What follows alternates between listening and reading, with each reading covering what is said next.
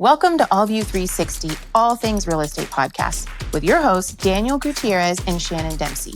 We explore real estate from every angle, giving you insights, tools, and confidence to make smart decisions that support your future. It's time for a new perspective on property. Welcome to AllView 360. Hello, Shannon here and Daniel.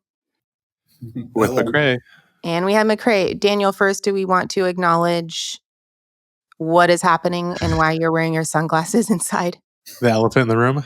Yeah. So I wear my sunglasses at night so I can be cool. That's new generations aren't even going to know Also that. because I'm having some eye issues and just had a mini eye procedure. So my eyes are super light sensitive and in a significant amount of pain, but I did not want to delay the podcast. So we're pushing through. Can't stop, won't stop. Can't stop, won't stop.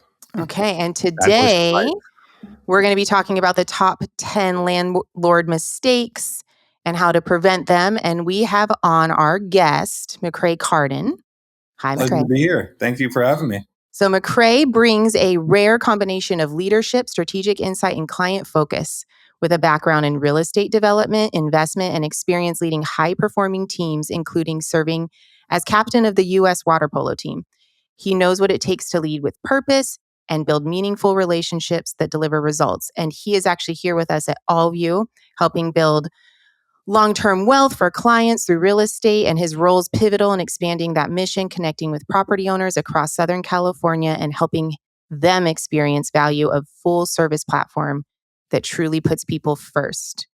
So we are excited to have you, and we feel like this topic is right in your wheelhouse. Yeah, excited to be here. And I going back to what you just said, I wish you could follow me around and introduce me like that everywhere I go. I would. I'd be like, here's Macrae. Let me tell you a little about him. Yes. Okay, so you obviously talk to a lot of potential landlords and kind of deal with all of that. So we've gone over what we feel are the top 10 landlord mistakes and kind of different ways to handle it. But Daniel, do you want to tell us why you feel like this is important? So every year we talk to clients, and some of them highly value property management professionals, consultants, advisors, while others don't. And unfortunately, oftentimes the ones who don't are the ones who need it most.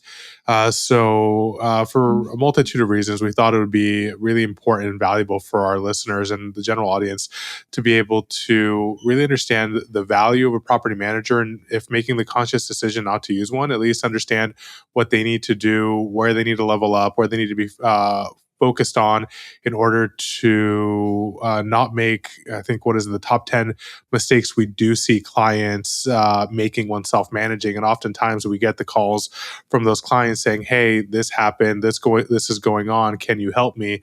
And we always want to help, but oftentimes it's too late. We're no longer helping them, and now we're just trying to salvage what's left. And that's not a good situation to be in for us, but especially for the clients. So we want to take this opportunity, especially finishing this year, going into the new year, to letting clients know kind of what to look out for, what are those top 10 mistakes, how to avoid them, and just being of value to the industry, to the clients and our listeners. Yeah. And if you're on the fence, I'm sure there's people out there that are like, I don't want to deal with this anymore, and kind of on the fence about hiring a property manager or have someone professionally manage your property for you. Those are the same thing. This is also kind of good for them to listen to. And then side note, Daniel, I think that you oddly enjoy when you have to solve the problems that come your way, even though it sucks. Well, I like helping people. I like being of service. But I don't like seeing people in those positions. And oftentimes, within the first 5 minutes, I'm like, oh yeah, you totally did this wrong. And I like helping. We like helping, but not a great situation to be in. And especially as time goes on, it gets more and more difficult. The liabilities get higher and higher. The penalties get larger and larger. And we want to be there proactively, letting clients know what the potential liability is. And if they don't choose to work with us, fine. But at least they're going to be better educated on how they need to do it themselves to put themselves in the best position to succeed. And also, too, what individual landlords, owner operators do, it hurts the entire industry. There's a lot of laws put in place to protect tenants against what smaller landlords do because they don't know the laws, they don't follow the laws. But even those laws put in place, they still don't follow those anyway because they don't know. So it's just trying to be a service to the industry in general, and also making our lives easier over the long term. Okay, let's start with number one, underestimating the time commitment. Yeah, that one overarches. I mean, every aspect that a landlord has with their property. I mean, whether it be showings, doing the leasing, rent collections, the accounting, even keeping up with the legal compliance of being a landlord is, they don't truly understand the type of time commitment. And when you're dealing with your investment, time is money. And the longer you have vacancies, the longer you take to deal with that maintenance issue, or, everyone has a life, they got kids, jobs, different things going on. And, you let these things pile up and create delays within the properties, is what I see on a daily basis with a lot of landlords. So, key metrics to prevent these are the proper time tracking within the property, delegating and allocating time towards these. And this is where a key aspect of professional property management comes into play here. We have a dedicated team tracking your accounting, your bookkeeping, regimented screening process, and allowing a lot of owners and investors to take back that valuable time that they're dedicating to those types of dealings within their properties.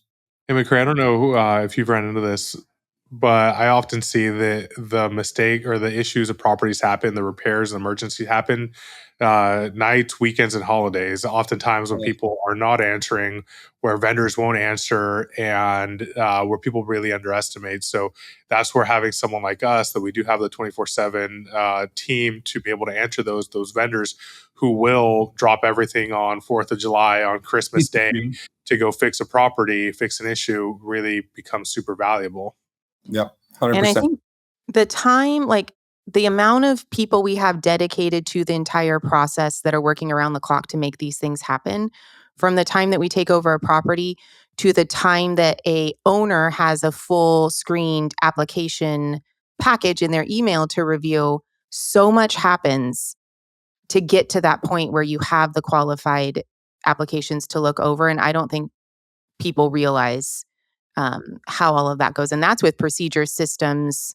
That's our Mhm. primary focus, right? So, yeah, Yeah. time is money. You might take a whole other month, 2 months to rent your property, and that's 2 months rent you're missing out on. Mhm. It's going to more Time than is money, cover. and, like, Yeah, even beyond that, there's a book I love by Dan Martell called Buy Back Your Time, and I really, leaned into it and really valuing my time, and anything below what I value, then I help find someone else to do it for me and help me, so I can maximize my time, my effort, and my enjoyment, and let others do what I shouldn't and don't want to do.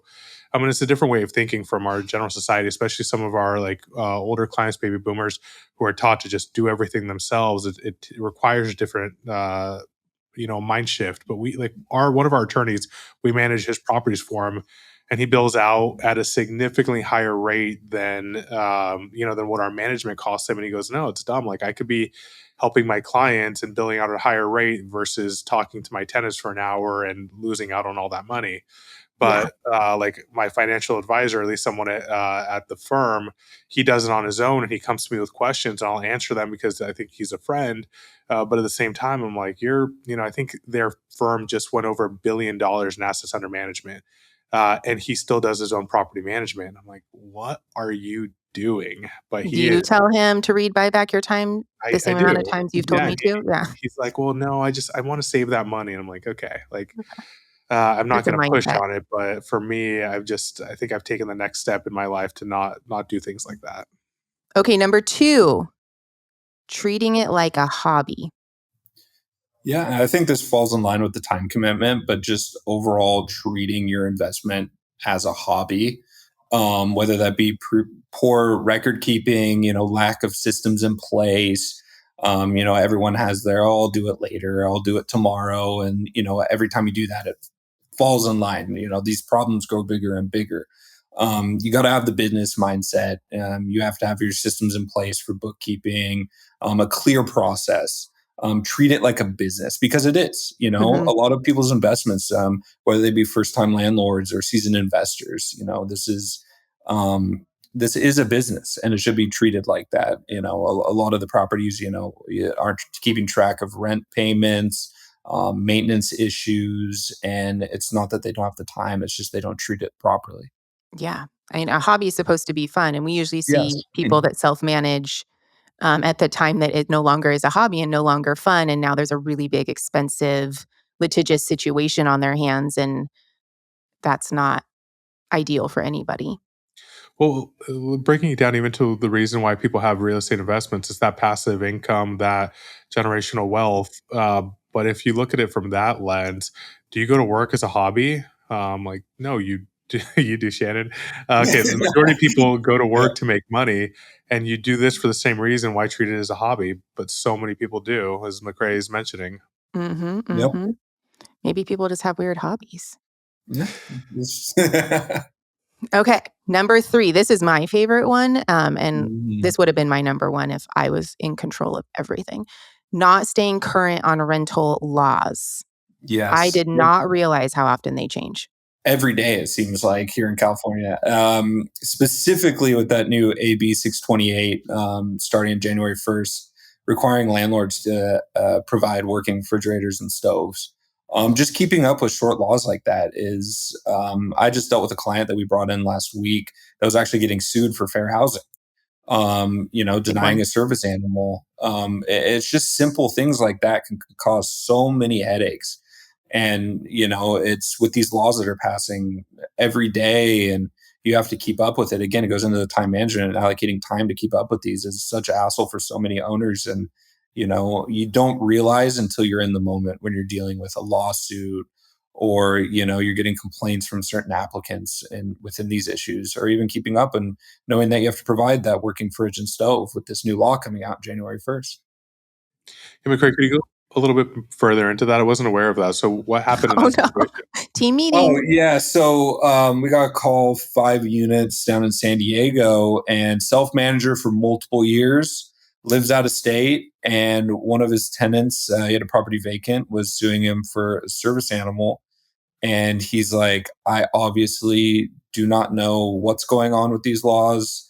I don't know why I'm getting sued, what's going on. And it just made me realize, with the headache that I'm dealing with now, constantly going to court, dealing with lawyers, that it's time to switch to professional management with someone that knows what they're doing, keeping up with laws and maximizing, the income that I can get from these properties, as opposed to just dealing out checks every day. Yeah. That's interesting. Yeah. Yep. I think too, we've seen it's luckily not very common, but when tenants or people are aware of the laws, they'll come in with an agenda from the get-go. Like, they know what to ask, they know what they're looking for you to say, and then they know when they can go in for the kill, and those seem to be the bigger scenarios that turn into really big lawsuits. And it's not even just not knowing the laws, it's you don't know the laws and that person does, and They're now they're getting set using it up. against you. Mhm. Yeah, they're totally getting set up, and there are those people out there, unfortunately. Con They're artists. everywhere. Yeah. I think another important part about being current on the laws, like, you might have a property in North County, San Diego, and you're gonna manage it because your brother-in-law is a property manager and you can give him a call, but he's in LA. They're going to be different laws. Like, laws are wide and also very specific. And so you need to know the laws for your specific area, and you can get yourself in hot water that way too. It's not a general thing. It's a very specific, evolving situation. So Yes. on top of that, and something I don't think is that we've spoke about or will speak about is also too relying on a real estate agent to know all of the laws. And I see that a lot. It's like, oh well, my real estate agent got this tenant and they've told me what to do. And it's like, oh man, I Yeah. know when we bring on properties that the real estate agent found the tenant, 50% of the time, like it's gonna be a bad situation. I'm a real estate agent, and I'm gonna say 80% of the time it's gonna be a bad situation. 50% is generous. Well, if you look at it, real estate agents are meant to get deals done. They're meant to Mhm. find someone, get a deal done, get across the finish line. But in real estate transactions for buying and selling, you generally have the mortgage company that pumps the brakes and makes sure everyone's qualified. If a real estate agent has to do that for a renter, they don't know how to and they won't. They're just trying to get the deal done. And then the landlord has to sit there with the consequences of this potentially terrible tenant in their home. Yeah. So if you're using a real estate agent to help you do that, make sure that they also have a property management background or team in place to really facilitate that, because that can get you in hot water too. What law do you think is currently in place that most people would be surprised to know? That one that I just spoke of is AB 628. Just reminding, come the new year, that's going to be taking effect, is one that kind of surprises a lot of investors and clients that haven't been keeping up with it, don't know. That's a brand new one that's coming out. So I And think what's that one? that should be AB 628. What is that? Oh, requiring a working fridge and a working stove at the properties. Oh, it is going to be new. And can you elaborate on what that actually means? This is a quiz. So they added it to the habitability of the unit. So now it's required to provide that with every new lease and every rental property. The owner must provide a working fridge and stove. Well, yeah, like even some of the consequences of the other laws, for instance, fair housing, Section 8, right? That's such a big topic in our country. But if you deny Section 8 unlawfully, like those fines are massive. I think it's $25,000 on the first offense. And a lot of owners don't even know that. Yeah, even service animals too. The amount of owners and clients that say, "Oh, I don't want any pets," so then we get a great applicant that checks every box, but they have a service animal. Can't Not a deny pet, that. yeah. You can't deny that, and you have to have constant conversations with clients and investors to tell them, this is allowed. This is by law. You can't deny them. Okay, mishandling security deposits, number 4. This is a biggie. Yes, straightforward. Again, kind of goes into treating it as a hobby, not taking it seriously, commingling funds. Um, Goes along with like missed deadlines, improper deductions. That new security deposit. Our team here, we take extensive photos of the move-in process before a tenant moves in. Make sure we get a clear understanding of what the unit looks like. At the move out period, we take pictures. We need to verify all the chargebacks with invoices in order to deduct the security deposit within the given time. Not a lot of owners know that. I speak with self managers all the time that have no process in place, think they can deduct everything. And when the tenant says, no, it was like this when you showed it to me when I moved in a year or two ago, they have no proof. They can't deduct it. The way that the laws are set up here in California, they have no basis to do any chargebacks. So I feel like just understanding, keeping that security deposit in a separate account, having proper documentation of that move in and move out period, and having that checklist in place that you're covering and making sure that everything is in order is the way to prevent this. And the timelines of what you can charge back for based on how long the tenant was there, Mm-hmm. right? Because I remember being surprised at like what you couldn't charge back for after the first year. It just kind of seemed a little crazy, and it didn't seem like Yeah, something it I would goes have guessed. the wears and tears and Hmm. the use lives of different products and things within those units. Yeah. Even in addition to that, what landlord or how much you could actually charge as a landlord for a security deposit and what the new laws cap you out at according to how many properties and units you own, pet deposits, things like that. And in addition, on the security deposit chargebacks, actually having to provide photo evidence of all the repairs you make for any deduction that you take out of a deposit. Like hardly anyone knows that or even does it. At least not self managers. Of course, the professional managers do. Okay, number 5, mishandling large repairs.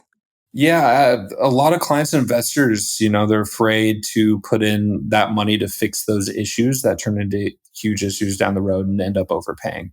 Whether it be roof leaks, plumbing, they see that bill and they don't truly understand what could come of those things, specifically when you're talking about water. And they don't have a secure vendor list. So they're sending out, I have general contractors for specific niche instances of doing plumbing, Fixing roof, you need to send out the roofer. They end up getting overbooked, overcharged. They don't realize the amount of time that it takes to, whether it's you need mold remediation in the specific property. There's so many instances of those large repairs slowing down the process of getting those fixed. If they don't get in within a certain amount of time, especially when you're dealing with water. I know that we recently had, a couple roof leaks here in California. We don't get much rain, but when it does come, you realize and maybe your roof's leaking. A lot of insurance companies here too, as well. You need to handle those immediately, no matter the cause. It's hard to get those insurance claims through when you don't fix those larger repairs immediately. And a lot of clients try to say, "Oh, I'm going to have out multiple vendors come out. I'm going to, take my time, figure out what's wrong with it. Oh, this is charging too much money." And, you got to fix those things right away. Yeah, timeliness is a huge component of the whole solution. Yeah. And vendors that understand, like certain vendors will know how to handle a situation when it is a landlord tenant and how to properly document everything. And it's important not to just have your local handyman down the street that might not be properly doing it or documenting it properly, because that's what comes back down the road if there's a bigger issue and you Yeah. need to be able to protect yourself. Yeah. Money and time and preventing anything worse happening. Yeah. I feel like this one falls under just homeowners in general, but no proactive maintenance. Yes. Another big one. I know a lot of times, our property management team speaks with leaks a ton, which may seem like a small issue. Turns into a large one. We've had owners that, have a small leak in a certain area of their kitchen, don't do anything to fix it, don't care about it. I've had different self managers that I've noticed that have said, "Oh, there's been a leak here," when I do a property walkthrough with a client. And they say, "Oh, there's a leak there." You go and peek in the cupboards and you see some mold in there. And, you're going to have full remediation when it could have been the most minimal charge to fix that immediately and rectify it. Again, it kind of falls into that. It prevents larger issues from arising. It keeps the tenants happy. You're not constantly going into fixing that toilet. You're not having to constantly fix that clogged drain. Your water, your coop's going out, but you're doing the most minimal to fix it or really understand what the core issue is, whether it's you don't want to allocate the funds towards it or you're having the wrong, like you said, Shannon, you're having your local vendor that doesn't truly know what's going on. Come out and actually assess the problem and fix it. And I think when you have a property management company and a good team in place to be responsive to tenants and make them feel comfortable, you're going to have more success with that preventative maintenance and proactive maintenance, because your tenants are going to be letting us know what's happening. Whereas if it's a self-manager, they might not want to bug the owner or put anything on their radar, and just kind of facilitating that environment where you have better tracking of what's going on with your property so you can get ahead of stuff is very important. Something, in Macrae, I don't know if you've dealt with it, but I've talked to clients in the past and we're like, "Oh, I don't need a manager. My tenant's been there for 10 years and they never call me. Leave me alone. Everything's great." And I'm like, "Oh man, Mm. you're screwed." Yeah. And then sure enough, they go and look at the property and everything's falling apart. The tenants just don't want a rent increase. So they've never reported any of it.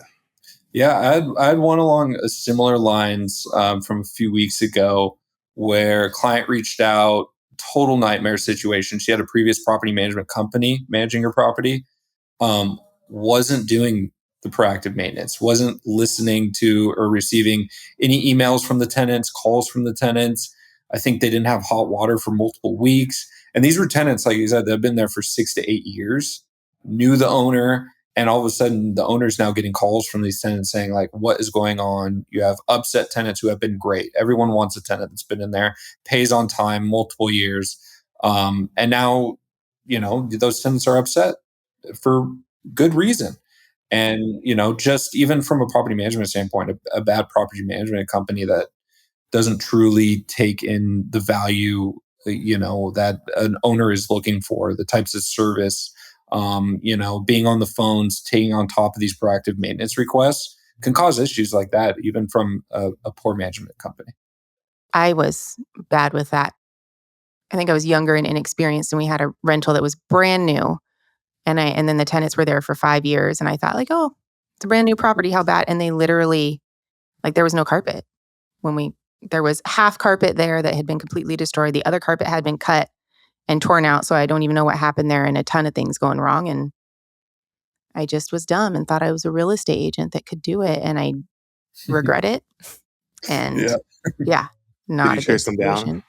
Did what? Did you chase them down and get your money back? No, I didn't. I did keep their deposit though. Probably did that wrong, but I did. That's exactly what we're talking about, right? Like you're a real estate agent. You had a friend who does property management and has multiple rentals, but you're like, no, I could do this myself. And you work in the industry. Imagine those who don't and have those thoughts and are doing it even worse. It's not good. Not good. No, I think like, did they murder someone on that carpet? Like, why did they cut the carpet out? It's not good. Because the carpet they left was disgusting. So I just don't understand. Anyways, moved on from that. Put some LVP in there. We're good. Application process. Yeah, kind of falls in line with all the other mistakes. Not allocating the time to go through all the verification processes, having weak references, not diving down to truly understand the type of applicant that's coming in, not doing credit score checks, background checks. I know that we reach out to previous landlords for applicants as well. Really understanding who's going to be in there, who's going to pay on time, because it's pretty devastating when you get a poor tenant in there, whether it be non-payment of rent, property damage, having to deal with a possible foreseeable eviction. Just a nightmare situation all around for not truly putting an emphasis on that application process and really screening every applicant that comes through and ensuring that you're going to get a good quality tenant in there that's going to pay on time, treat the property with respect, and not having to deal with any of the poor outcomes that come from a bad application process and screening. Yeah. And then also being able to verify the documents. Like we've seen some pretty crafty doctored documents showing that they have a 720 credit score, they have this amount of money, and it's completely false. And if you're too trusting or you don't have the proper resources to dive deeper into that, you're putting yourself in a real bad spot. I know that we've had some applicants even, changing bank statements with ChatGPT.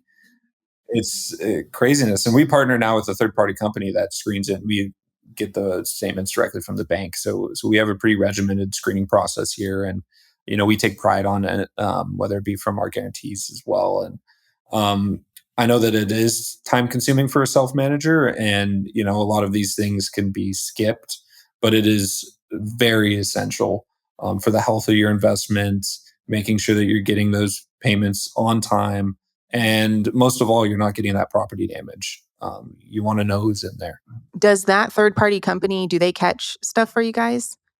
Yeah, so how the process works is we actually upload the documents that they provide us, and it scans it through a software platform that could detect if anything has been manipulated through Photoshop or AI. But beyond that, we actually go directly to the financial institution and pull the financial records directly from their banks through a service called Plaid. So we're getting essentially their bank statements directly from their bank, not from them. And over the years, we've had so many people that are like, oh, we thought this tenant would be wonderful. They came in, they provided their credit report, their bank statements, they provided all their references. They were so prepared. And it's like, oh man, you got set up and you didn't even like realize it. And the majority of it's all fake. Fake. And if someone's doctoring their documents, they're going to have a story to back it up as well.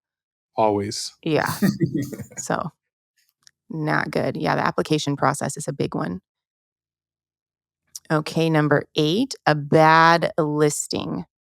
Yes, get this one all the time. You have owners that are overpricing their rental properties. It leads to longer vacancy, and a lot of conversations that I have are so minuscule in the amount that they want to rent for. Let's say I want to get over $4,000 for my unit, and we're recommending around the 350, 375 range based on what the market data is giving us. And all these owners just see that small price deviation, and it sets them apart when they don't understand that time is money. The vacancy is the biggest key metric here. If you let your property sit for an extra month, that's a month's worth of rent that you're losing out on when we're squabbling over $250. Just understanding. Everyone likes to think that they have the shiniest car, the best property on the street, The and best think breeze. it's the best everything, but really understanding and pricing that property and having that listing really showcase the amenities, whatever it may be, to find that real sweet spot that we can fill that vacancy, get it occupied quickly and at the right price. So you're not losing out on time, you're lowering that vacancy rate, and you're maximizing the amount of cash flow that you'll get on a year-to-year basis. That is the biggest talking point that I have with a lot of clients, Yeah. asking me, what can my property rent for? And, going through that talk of like, here's what we think we can list it for. Here's what, our timeline that we get for this property. Here's what we're up against when your local market. We run through a full market comp, see what's out there. We have dedicated leasing agents in every specific region, and really trying to let these owners, investors understand that that time of vacancy is a huge metric that gets overlooked a lot of times when you're seeing a number and it's like, I don't really think that that's what I want to list it at. And when it's overpriced and it sits for those couple months, you miss out on those 2 months of income, Yep. and then chances are you're lowering it anyways. Yeah, So you're gonna they end up in the same spot. always end Gotta up go lowering. lower. Yeah. Always. Just with less money in your pocket. Yep. Well, Yeah. if you think about it, like I always use the round number of 3,000 just because it breaks down to $100 a day. If you're squabbling over $100 or $200 in the listing price and your property sits vacant for another month, it's $100 a day you're losing out on. That's $3,000 at the end of the year that you lost out on because you didn't want to price your property accordingly. Not only that, but similar to with sales, you list high and then your property sits on the market for a while. Now you're losing out on a lot of great tenants and now getting whatever is left over that are coming in, seeing blood in the water and offering even lower than what you would have Exactly. gotten if you would have been competitive on the market in the first place. Yep, And yep, there's yep. so much data that shows that. It's just hard for people to come to terms with it and do the smart move, make the right move.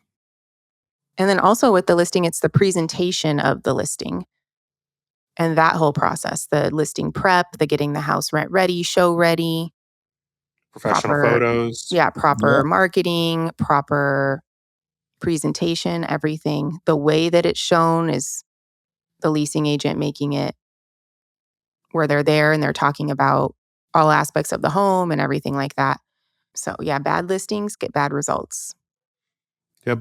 And your iPhone photos from 3 tenants ago with your dated house, it's a bad approach, Yeah. but see it all the time. Okay, what about number 9, the actual lease agreement? Yeah, I mean, a lot of self-managers get their generic lease agreements. I mean, ChatGPT is all the rage right now. I feel like everyone uses it. They'll type in, print me out a generic lease agreement, and they'll use that for the foreseeable future. But it just leaves so much room for legal gaps. Who's in charge of what maintenance on the property? Is the tenant changing out the HVAC filters, or am I in charge of it as an owner? There's no real it leads to not disputing at the end of the day. And have a general get a attorney in front of it, review the lease, have annual updates, a proper addenda that can really show who's in charge of what. Everyone knows, the tenant knows, the owner knows, you're on the same page. There's no disputes at the end of the day. And I can tell you, I mean, I've seen a couple of these lease agreements, and it honestly looks like they went to a local bar and wrote it on the back of a napkin and said, "Here you go," and that's about it. And Or if they even have like, one, yeah. how has this worked with you for no issues for the last 4 years? It's mind-boggling. ChatGPT is not an attorney. It hallucinates, and I've tried it in the past just to test it. It does not give you good lease agreements. And if you want to hire an attorney to do one for you, you might as well hire a property manager because the attorney's going to Yeah. charge you 10 times more than a property manager will Yeah. to manage the whole process. Yeah. 100%. And the lease agreements, I mean, they just grow and grow and grow, especially in California. Yeah. Our San Diego lease agreements are like 50 pages now Yeah, because of it's all so the crazy. disclosures, documents, and packets we legally have to provide. Yep. Okay, and number 10, not enforcing lease terms. Yeah, and going back to the previous one, make sure there's lease terms in there outlined. um, but yeah, it's so many different tenants take advantage of landlords that don't have the time, treat it like a hobby. They'll bring in those pets, those unauthorized pets. They'll take advantage of, oh, they paid late. The owner didn't really notice. I'm going to keep doing it. Or even unapproved occupants, people living in the home that aren't on the lease.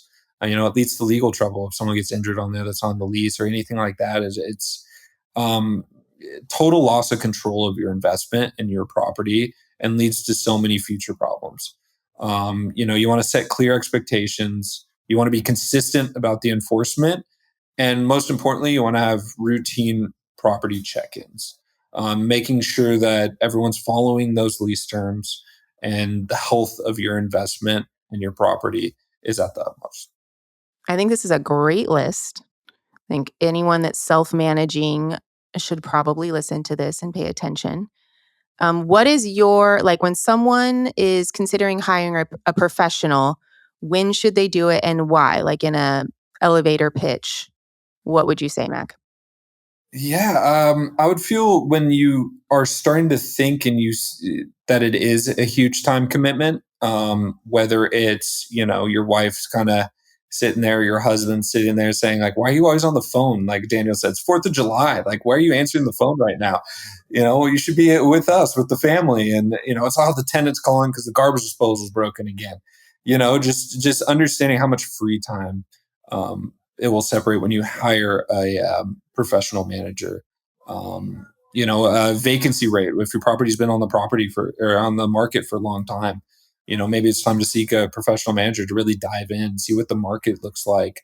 Or maintenance issues, the health of your property. Like I said, with that client that signed on, with the property manager that wasn't really treating the property or aligning the goals between the two, and the owner coming to us and realizing like, hey, like I need someone I don't live close to this property. I need someone that's going to dedicate, align our goals together and have a true partnership in this. I think is huge where, a lot of property managers, have a bad rep because it's just fee here, fee there, fee there. A lot of owners don't see that in the marketplace. And here at Allview, we have one straight fee. We don't charge that fee if the property's vacant. We dedicate ourselves to the services, and we really partner with all of our owners and clients to where we try to maximize their investment, something that's important to them, whether it's their childhood home, that they grew up in, and really align with that. And that's when I think it's really time to look over into the professional property management. I agree. Before you are calling for legal advice on a huge lawsuit or potential lawsuit that you have on your hands, that's not the Yes, time. before, yes. Before. Let's just eliminate that. Okay, are you ready for a lightning round? Oh, let's do it. Ooh, were you prepped with this? We'll see. We'll find out. Okay, I'll say yes. I'm gonna shoot them at you. So best screening advice. Allocate the time and don't solely rely on one metric. Let's just say credit scores. Like really understand the tenant or the applicant, how they even respond to calls and emails, and really get an understanding from a personal standpoint. Lease clause every landlord needs. Clear maintenance responsibility. Most overlooked maintenance item. Plumbing and drains. Biggest legal mistake to avoid. Fair housing laws. Yeah. One mindset shift for successful landlords.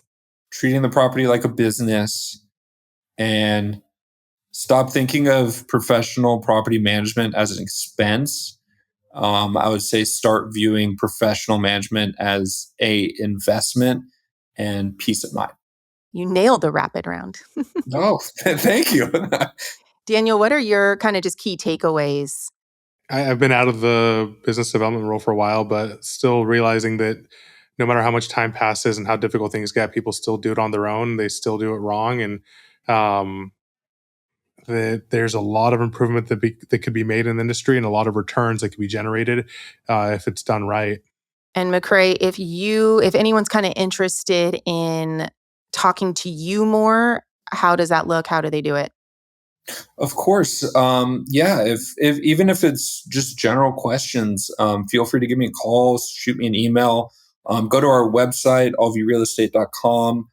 You can get a free market rent analysis there. We can dive deeper into your property. Here at Allview, we have transparent pricing. We are full service. We can dive into the details of whatever situation, really dive into those pain points that you're feeling. And I know that we'll be a great partner for you. I love it. Chances are you've heard it all before. So Yes. pick your Unfortunately. brain. Yes. All of the things. Daniel, do you Yes. have any closing thoughts?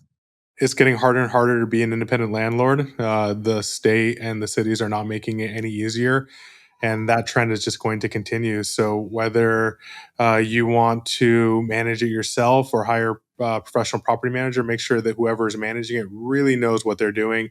Otherwise, your investment's going to turn from an investment to a liability very quickly, and by the time you realize that, it's going to be too late. I thought you were going to say it's getting harder and harder to see. But Oh, I mean, did you forget that that too. you just had That eye procedure that 2 hours too, ago? but yeah, that's not what my recommendation would be to our clients. Yeah, no. Okay. Well, I loved this episode. I'm appreciative of everyone that has listened and made it with us to the end. And I hope you guys are subscribing and following and sending any questions over our way. If there's any follow-up questions after this episode, feel free to put them in the comments. I will not answer them, but I'm sure Macrae will be happy to. Yes. You don't want me Another answering. thing, we are not attorneys, but we do know the laws, but we're not attorneys. So also consult with your attorney, because if you're listening to this a year from now, I guarantee you the laws are going to be very Yeah. different. And depending Yes. on what county, state, county, and city you're in, the laws can be very different across the board. Yep. We're somewhere in between ChatGPT and an attorney. Yeah. We're the middle ground in that. Yeah. Good place to be. Good place to be. Okay. Goodbye, my friends. Thank Bye. you. Bye. Thank you. You're the best. That's a wrap on this episode of AllView 360, All Things Real Estate. If you found this helpful, don't forget to subscribe, leave a review, and share it with someone navigating their own real estate journey. Connect with us anytime on Instagram at AllView 360 and on LinkedIn at AllView Real Estate. Until next time, stay curious and keep your perspective 360.